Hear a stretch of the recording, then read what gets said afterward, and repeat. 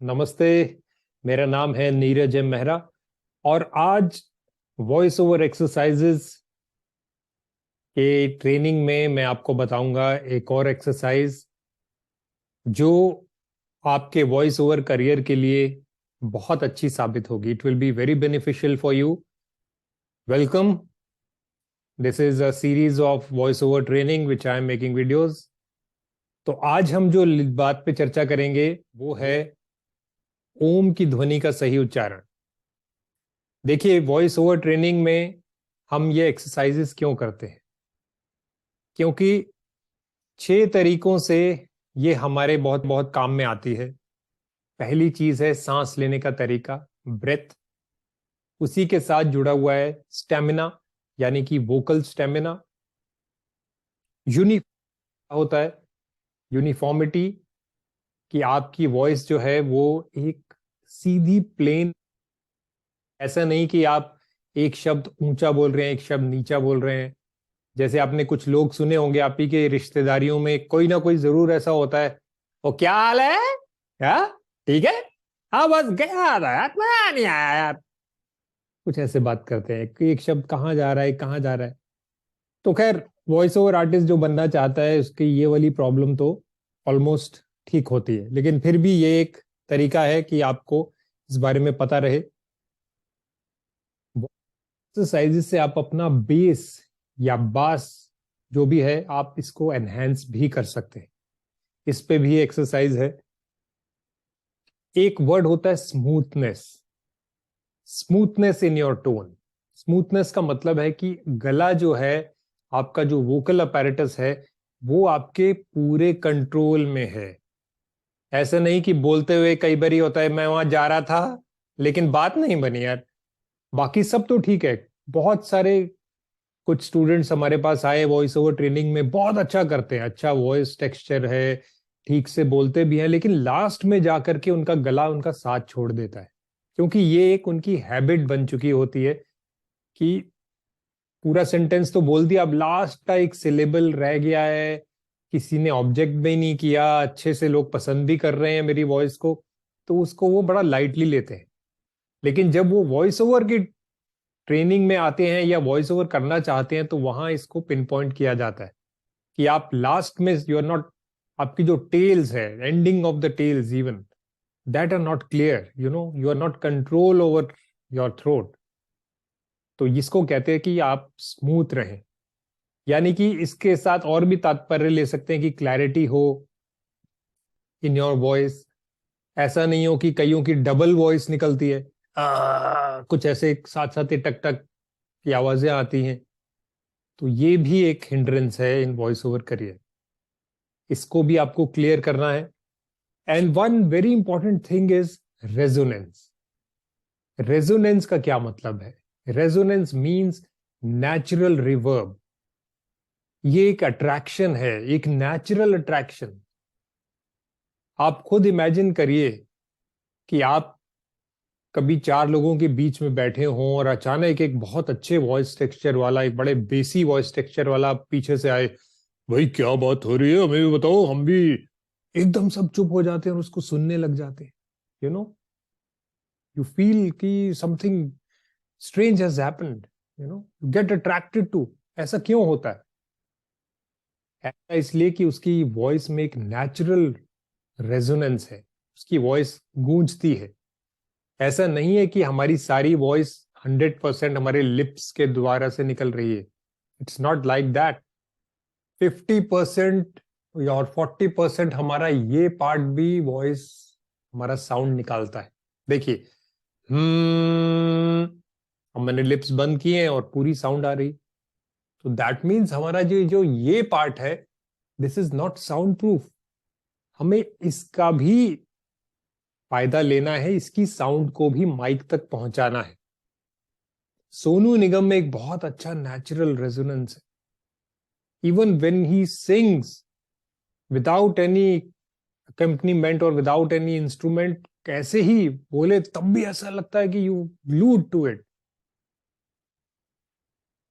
तब तब देखते हैं क्यों? This is called resonance.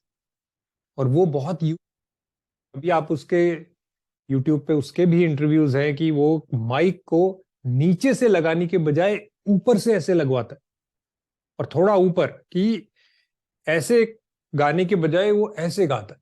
कहता है मेरी ये इधर की वॉइस भी माइक तक जाए, and he is very particular about mics. तो आप भी ऐसे ही करिए। हमने आपको पहले भी एक एपिसोड में बताया कि कभी भी स्क्रिप्ट को आप ऐसे ना पढ़ें, थोड़ा सा ऊपर ही रखें, ताकि ये जो आपका एयर का फ्लो है ये ठीक रहे और आप अपने वोकल अपैरेटस का पूरा यूज कर पाए। तो जितनी भी एक्सरसाइजेस मैं आपको बताऊंगा वो सब इन पे काम करती हैं।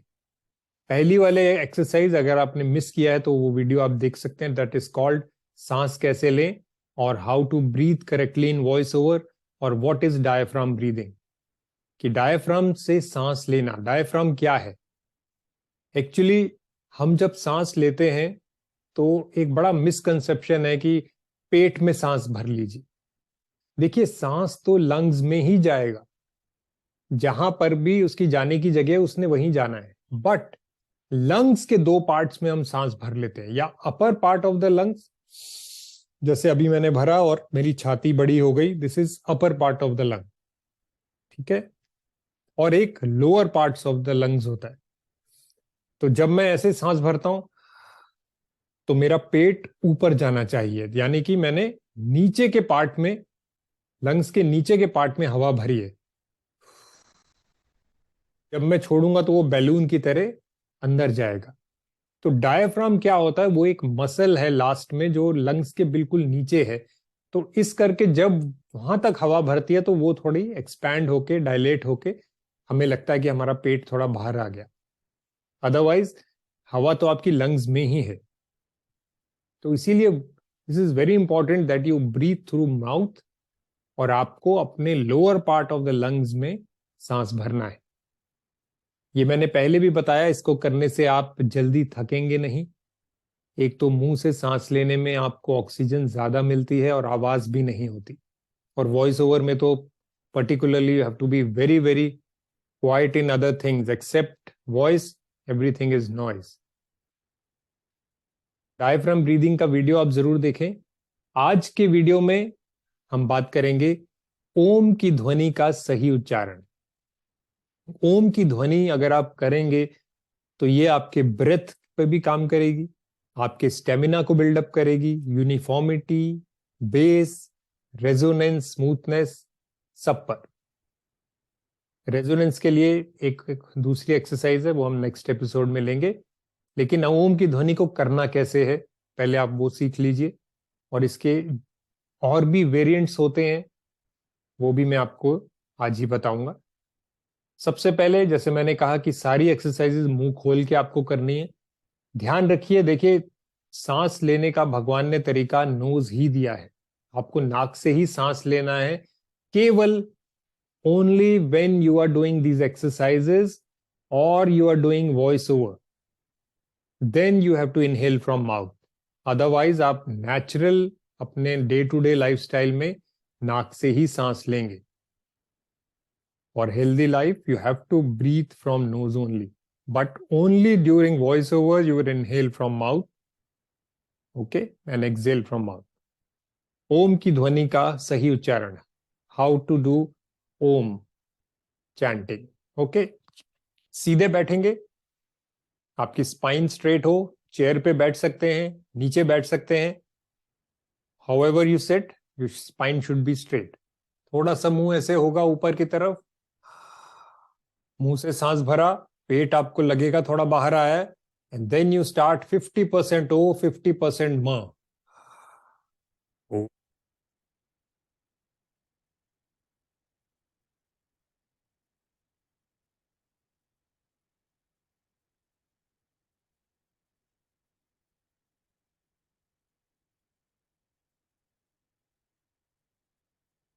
अब देखिए, इसमें दो तीन बातें बड़े बारीकी से एनालाइज करने की हैं। 50% ओ, जब आप ओ का साउंड करते हैं तब आपका ब्रेथ, स्टेमिना, स्मूथनेस, यूनिफॉर्मिटी पे काम हो रहा है। और जब आप म करते हैं then it is working on your smoothness as well as great part in resonance. तो ये आपको करना है।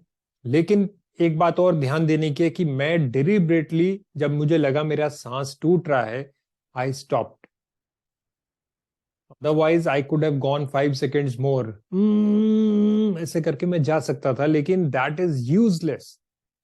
उसका कोई फायदा नहीं है। We have to work only on our quality breath, quality stamina, quality smoothness, quality uniformity, quality resonance.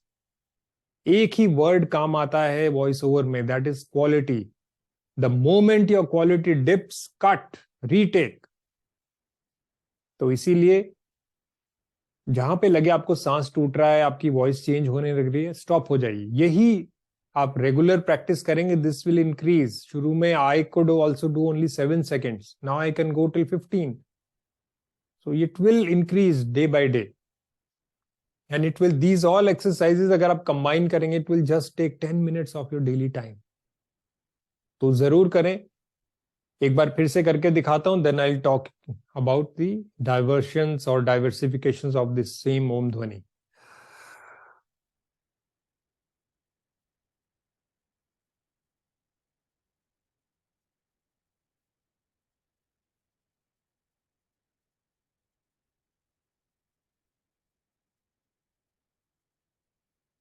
आप चाहें तो हाथ भी रख सकते हैं अपने पेट पे, कि आपको पता रहे कि मेरा डायफ्राम धीरे धीरे अंदर जा रहा है जब मैं सांस छोड़ रहा हूं। और बिल्कुल आपकी हर चीज पे ये काम करेगी। Now just keep it in straight line, कि आपने जो भी सुर में इसको उठाया, चाहे आप सा लें या रे लें या ग लें, ऐसे ही आप ऊपर के स्वर में सा रे, आप रे बोलें या ओ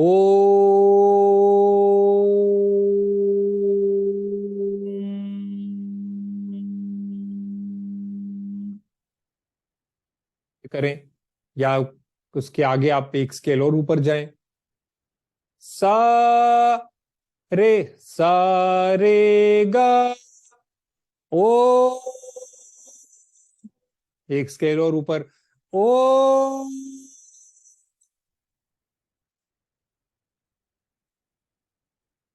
ऐसे ही आप 4 स्केल ऊपर लीजिए, और जितने भी स्केल नीचे जा सकते हैं, नीचे के भी स्केल होते हैं, सा नी ध प, इसमें से कोई भी एक स्केल ले लीजिए, सा नी ध।